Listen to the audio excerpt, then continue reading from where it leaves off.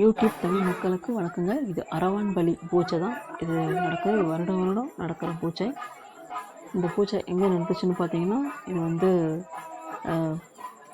கிளிமங்கலம் என்ற கிராமத்திலேருந்து 1 கிலோமீட்டர் போகணும். அதாவது குறுக்கத்தஞ்சேரி. வருடம் இது வந்து ஒரு பாரம்பரியமாக நடத்தப்பட்ட ஒரு பூஜை. இது ஒரே ஒரு தரப்பில் பரம்பரையாக செய்கிற ஒரு பூஜை. இது வந்து பார்த்திங்கன்னா ஒரு அற்புதமான பூஜையும் கூட. ஒரு அர்ஜுனனுக்கும் நாகவலி என்ற ஒரு அம்மையாருக்கும் பிறந்தவர் தான் இந்த அரவான்.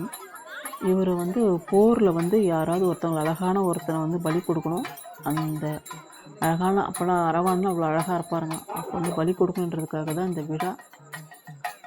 அந்த பலி கூட எப்படின்னா இவரே தலையை வெட்டிப்பார். அரவானே தலையை வெட்டிக்கணும். அதுக்கு அவங்க அம்மா இப்போ வந்து ஆட்சி வர பாருங்க. இதுதான் நாகவலி.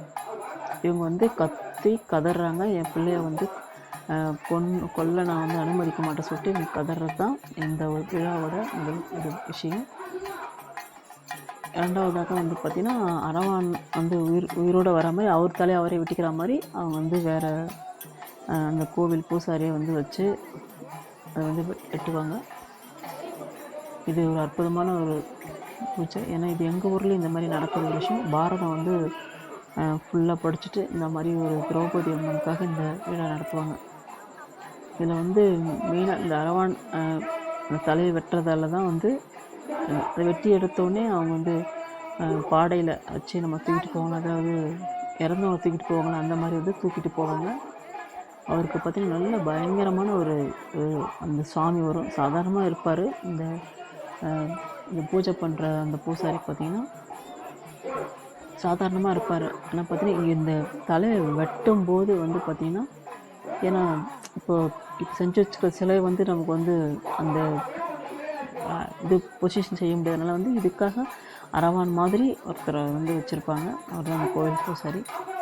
அவரை வச்சு இப்போ அந்த அம்மன் வந்து சுற்றி கொண்டு வராங்க. அந்த அம்மன் வந்து கதறி ஆர்ப்பாட்டம் பண்ணுறாங்க, என் மகனை வந்து கொல்லக்கூடாதுன்னு. இதில் அந்த மாதிரி நல்ல ஒரு விசேஷங்க. இவர் தான் வந்து அரவான், அதாவது படுத்திருக்கிற அரவானோட அம்சமாக இவரை கொண்டு வராங்க. இப்போ இவர் தான் வந்து பயங்கரமாக வருடம் பார்த்தீங்கன்னா பயங்கரமான இவர் மேலே அந்த சக்தி வரும். அரவானோட சக்தி வந்து ரொம்ப அதிகமாக இருக்கும். நேச்சுரலாகவே நம்ம பார்க்கலாம். இப்போ இவர் வந்து பிடிச்சி விட்டுட்டு போவாங்க. விட்டுட்டு போட்டு அந்த தலையை வெட்டும்போது வந்து இவருக்கு பயங்கரமான ஒரு ஆக்ரோஷமான ஒரு அந்த இது நடக்கும். அந்த சம்பவம் நல்லாயிருக்கும் நான் பார்க்குறதுக்கு.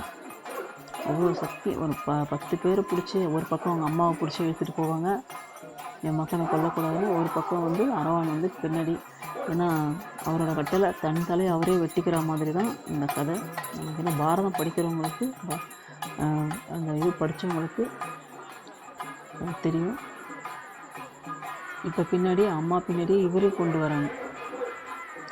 இவர் வந்து அந்த சிலையை வந்து வெட்டி இருக்கும்போது இவர் வந்து கடைசியில் இவர் உயிர் இறந்துற மாதிரி அதை 10 பேர் பிடிச்சி தூக்கிட்டு போகிற மாதிரி இருக்கும். நல்ல ஒரு காட்சிங்க அது. ஏன்னா வந்து இது ரொம்ப சக்தி வாய்ந்தது. ஏன்னா இதை மாதிரி ஒவ்வொரு வருடமும் ஒவ்வொரு ஊர்லேயும் இந்த மாதிரி நடத்த அந்த ஊர் வந்து செழுமையாக இருக்கும். இந்த ஊர் இந்த குறுக்கத்தஞ்சேரியே வந்து பார்த்திங்கன்னா நெல் வந்து எல்லா போகமும் விளையிற ஒரு அற்புதமான ஒரு ஊர் தான் இந்த குறுக்கத்தஞ்சேரி. நம்ம வந்து இந்த பெண்ணாடம் போகிற வழியில் தான் அந்த கோவில், இந்த ஊரும் இருக்குது, கோவில் இருக்குது பார்த்திங்களா. இதுதான் தலையை வெட்டுறது.